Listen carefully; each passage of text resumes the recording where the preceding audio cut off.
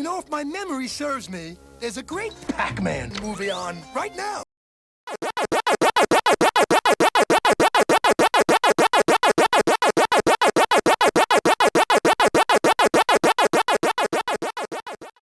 Hey everybody, in case you haven't heard, there's a global pandemic going around. That's right, Pac-Man fever. Huh? COVID-19? Nah, I'm not much of an EA Sports fan. Pac-Man, a 1980s classic. I've talked about it briefly before, but today we're rolling up our sleeves and diving right on into it. But not just Pac-Man, oh no, we're talking about all of Pac-Man's arcade titles, most of which you may have not even heard of. Between 1980 and 1987, we got 10 Pac-Man arcade releases, and if you thought Super Pac-Man was a strange departure for the series, then boy are you in for some surprises. Let's not get ahead of ourselves. This journey can only start at one place, the 1980 original, Toru Iwatani's Pac-Man.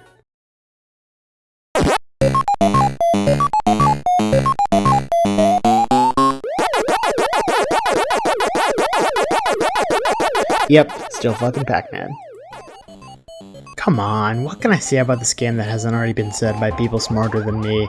You run around a maze, eating dots, avoiding ghosts, using power pellets to eat ghosts for points. There's fruit, there's a tunnel. It's Pac-Man. Pac-Man is the simple-to-play, hard-to-master arcade game. The game follows a very strict set of rules so strict there are actually a couple of exploits you can do to break it. For example, there are 4 spots you can enter as Pac-Man, and as long as you don't move, the ghosts will just never find you. Because the AI is so predictable, anyone can reach the final level with relative ease if you follow the right patterns. There's a pattern for level 1, levels 2 to 4, and finally a pattern that takes you all the way from level 5 to 256, where the game just proceeds to have a bit of a seizure and stop working entirely. It's pretty weird to think something as simple as the level number eventually just breaks the entire game. Pac-Man had cutscenes, it had power-ups, it had Clyde. Can you ask for anything more? Pac-Man has so many strengths as a game. For one, its cutesy nature and simplicity let a lot of new people get into gaming, especially women, which was one of Iwatani's original hopes. It established some key features that every Pac-Man game follows from here on out. One of my favorite mechanics from Pac-Man that we'll see throughout this video and future episodes is this, what I consider to be a key principle of these games. Enemies aren't just obstacles, they're also your ticket for getting tons of extra points. Pac-Man is about knowing your enemy, not just how to avoid them, but how to control them. It's one thing to be able to climb through levels with ease, but getting the ghosts together to see that sweet 1600 pop up on screen is true mastery. Being the first in the series though, it's one of the weakest titles as well. It was a fantastic start, but with the AI being so predictable, only a single maze, and this nightmare fuel in the cabinet, eventually it started eating less quarters and losing players, so we needed a sequel. Enter Miss Pac-Man.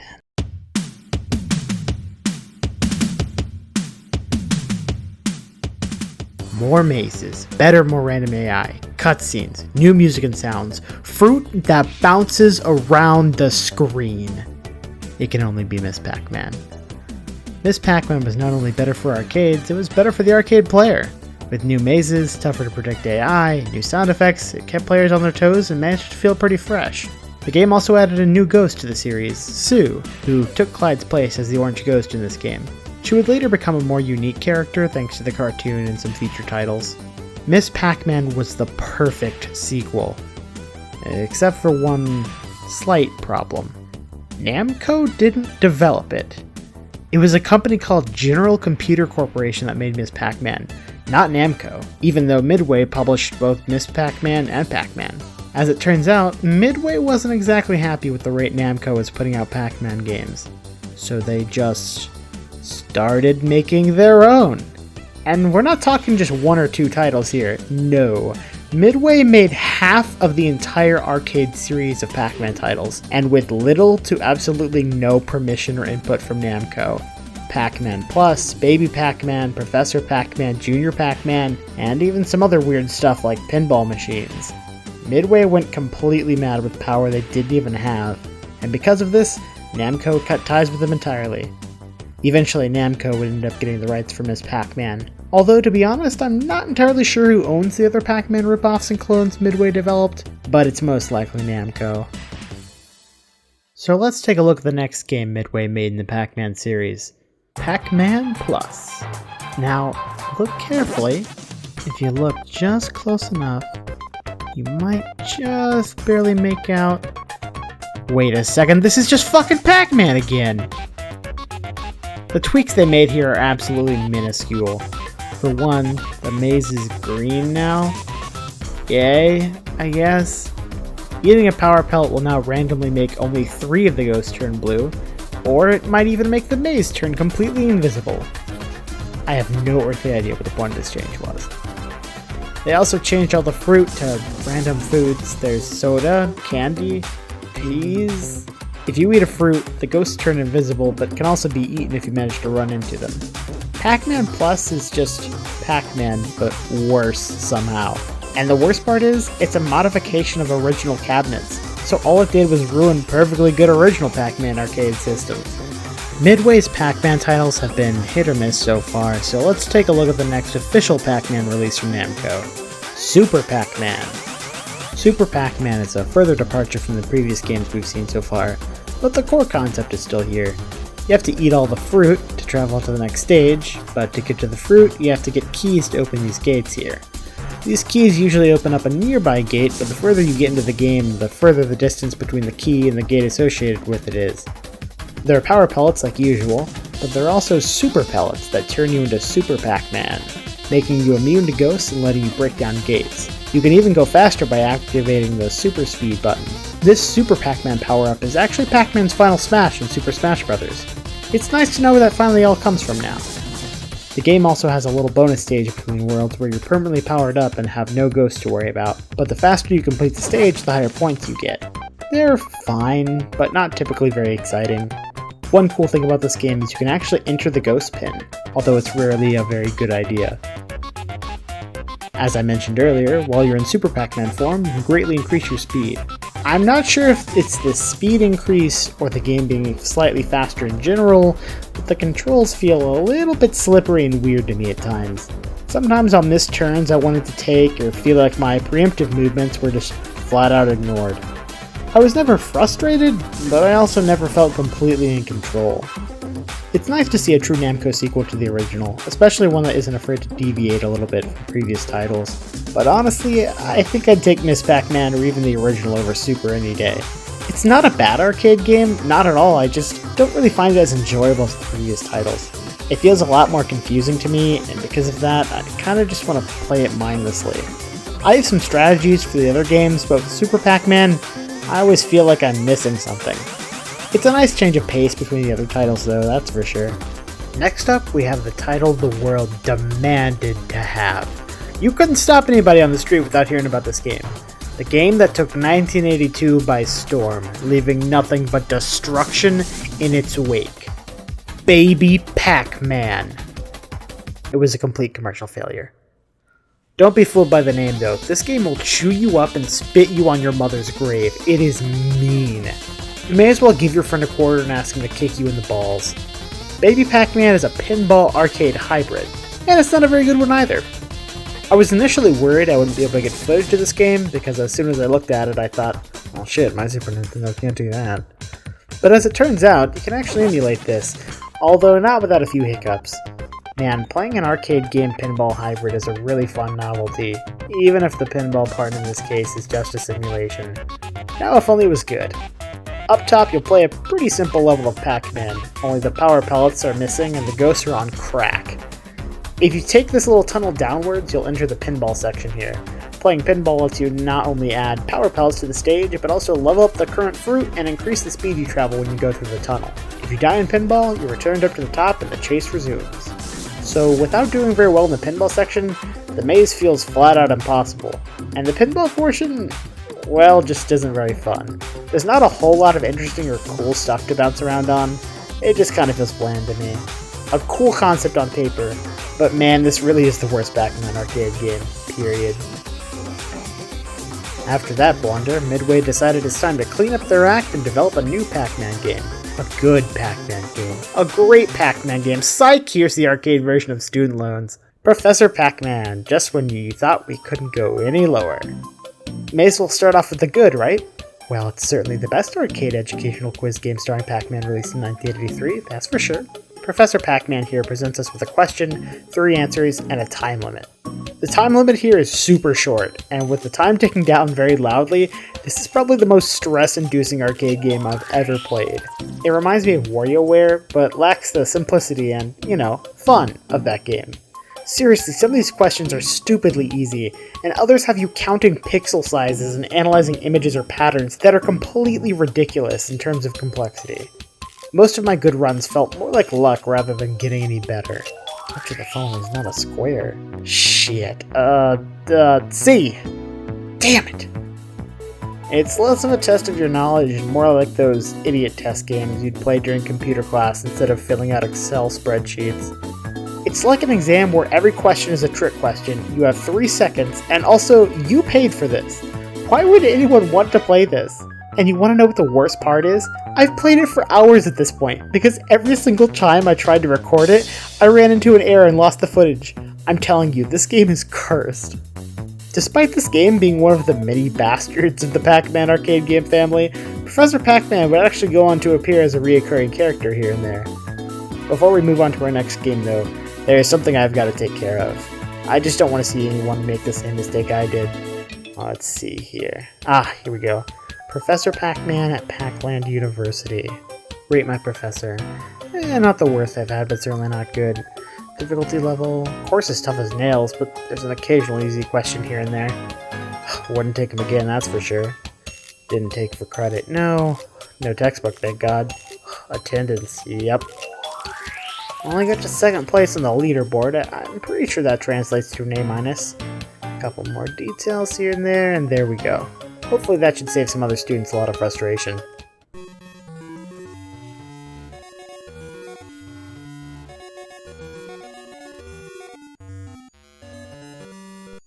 Let's check back up with Namco and see what they've been working on.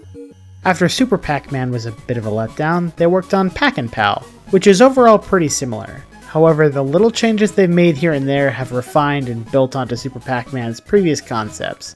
I like this game quite a lot. Similar to Super Pac-Man, there are areas that are unlocked by picking up items. Cards in this case.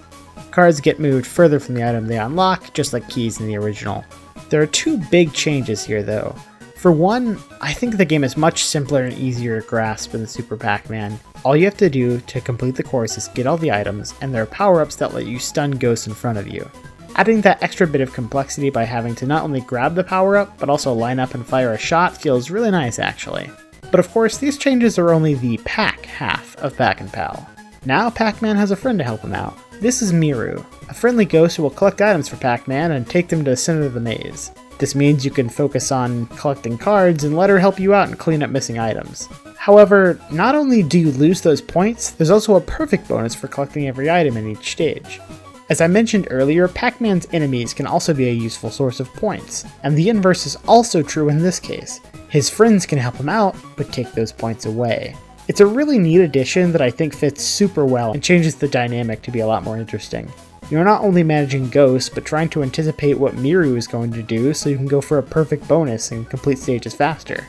Between stages there are some bonus levels where you have to grab cards for points. If you grab the Miru card, your points double, and the Blinky card ends the bonus level. Sadly, Pac Pal ended up being a commercial failure, and Namco went back to the drawing board.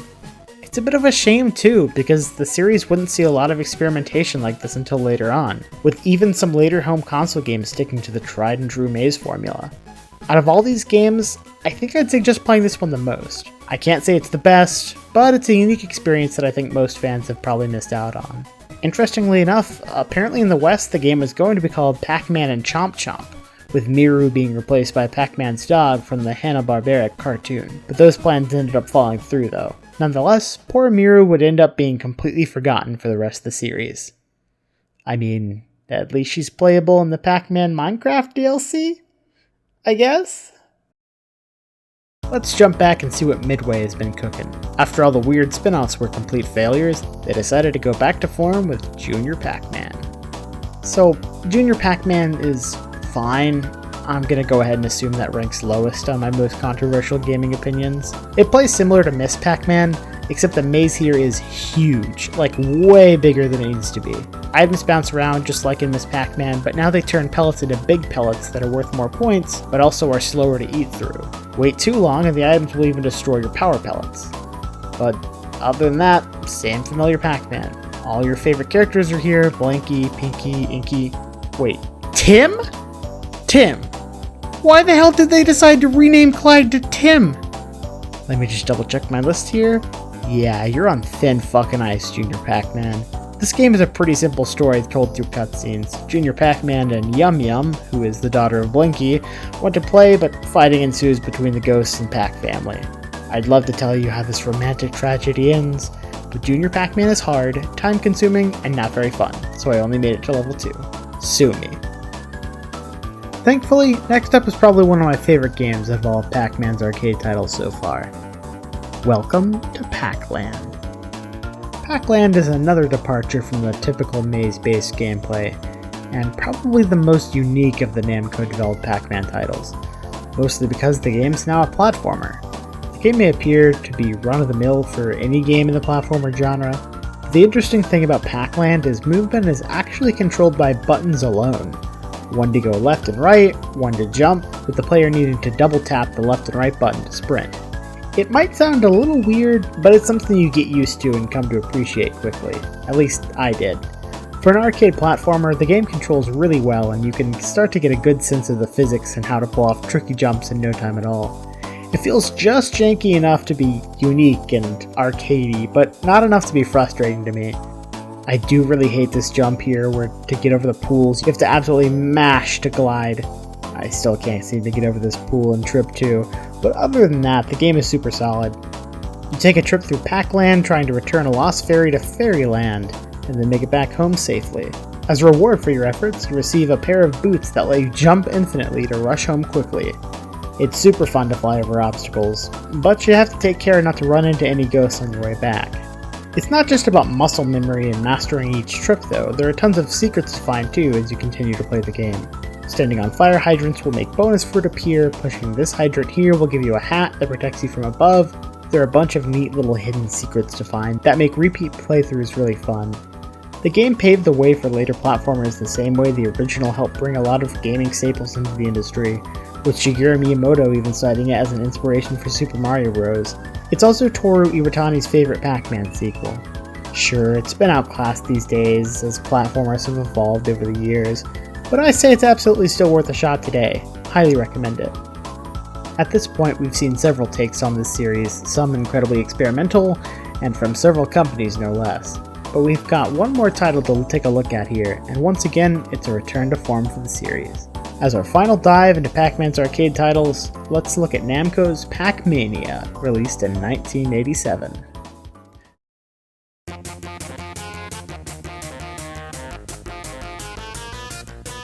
Pac-Mania is the series' first dive into 3D, and while I love the charm of the original titles, especially Pac-Land's cartoon aesthetic, God, Pac-Man and Pals just look so fantastic here in 3D. All the Pac-Man games can kind of start to blend together a bit over time. Let's look at all the Pac-Man sprites from the original game first, just as an example. Just kidding, these are all different games. The point I'm trying to prove here is just how big a leap in quality this game's presentation is. Pac-Man games may have been made by many different hands with many different types of gameplay so far, but the series hasn't really seen any graphical changes. But enough about shapes and colors, what truly matters is how Pac-Mania plays. And my god is it fantastic. You're in a maze, you eat dots, does this sound familiar yet? While Pac-Mania might look like the original with a new coat of paint, it has some update changes that really spice things up. For one, Pac-Man has a new ability, jumping. Yeah, that's right, if you get stuck between two ghosts and you've got the timing and spacing down right, you can just soar on over. You can also use it to try to avoid power pellets so you can come grab them later. A jump might seem like it takes away a lot of the stakes and challenge of Pac-Man, but it's simply another tool in your arsenal where success lies not only in your reflexes but your knowledge of the ghosts and their current positions. It's not a get-out-of-jail-free card, but it adds some exciting intense moments when you're getting chased down and have to make a tricky getaway. This game also introduces some new ghosts into the series. While the classic four return, we now also have Funky and Spunky. It's okay, Stinky. I know Namco will see fit to add you soon. One day. Funky doesn't change much here, just an extra hazard to avoid. However, Spunky can jump too, meaning jumping over him isn't an option here, so you have to be careful not to get cornered by him or else you're finished. We also have some new power-ups here, including some bonus items that increase your speed or even increase the points you get from eating ghosts. And man, is there nothing more satisfying than managing to eat 5 or 6 of these guys in a row. Progression here is a lot more interesting too. There are now different levels with higher difficulties and higher clear bonuses.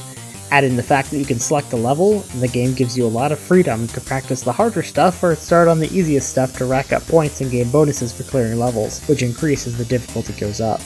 Most of the games before Pac-Mania haven't really included any sort of music, and those that did, like Pac-Land, were serviceable, but not really worth discussing.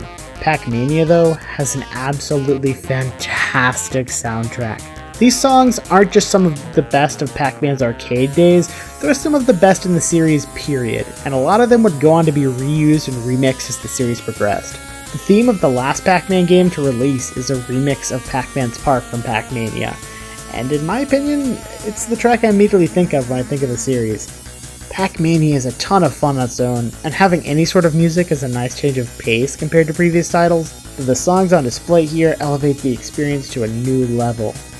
If you're not interested in Pac-Man's more experimental arcade adventures, then you should absolutely play Pac-Mania. While I adore Pac-Land, it's definitely aged to some degree. However, Pac-Mania is just a fantastic arcade classic I can't recommend enough if you're looking for some classic Pac action.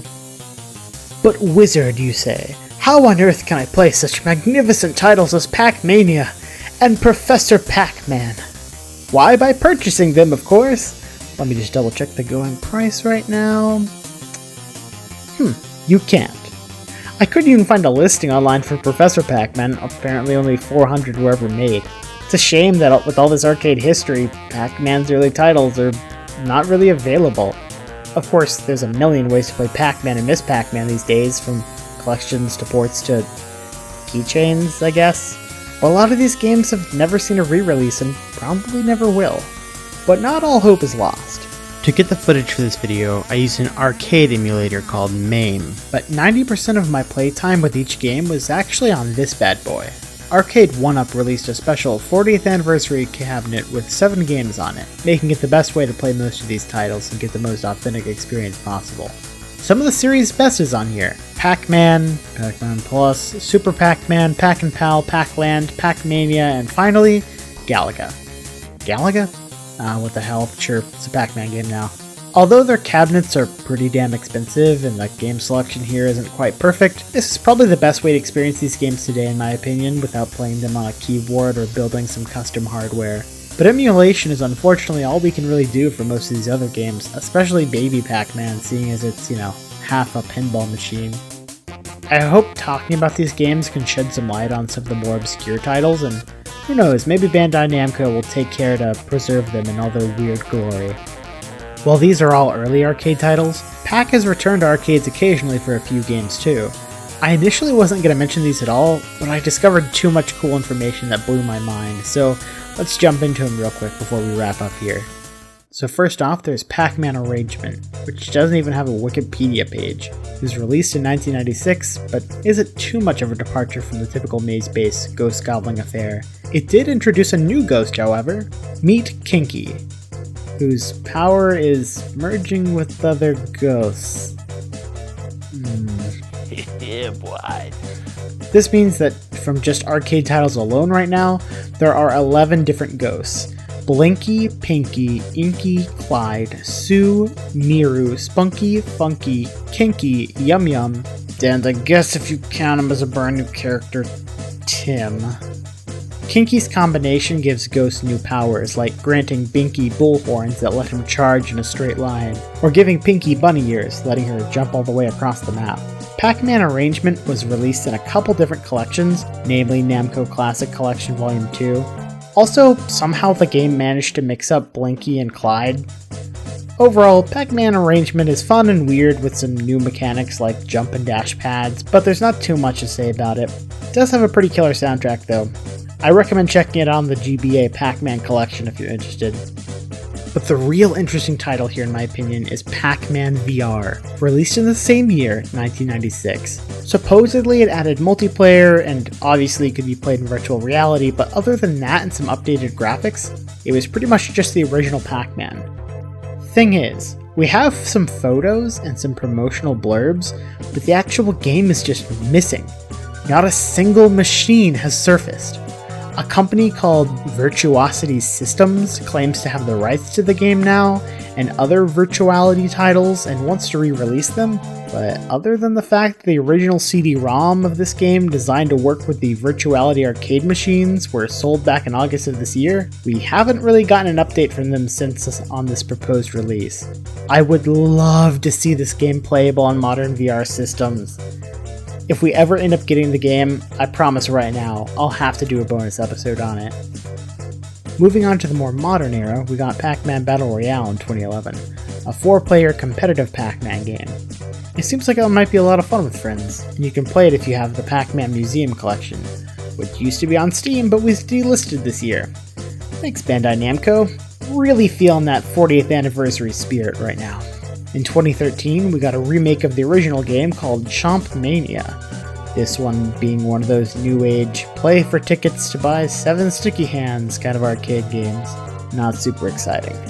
And even less exciting, the most recent Pac-Man arcade title is World's Largest Pac-Man in 2015. Is Pac-Man but big? Yeah, color me unimpressed.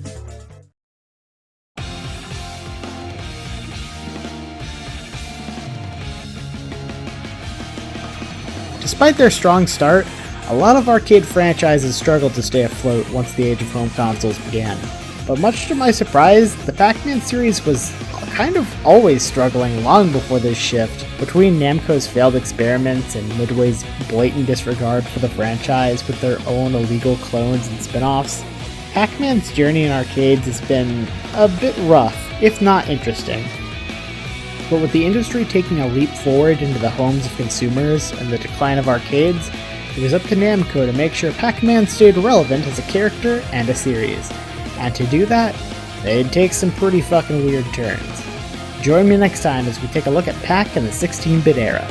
If you thought some of these games were strange, it's about to get a whole lot weirder.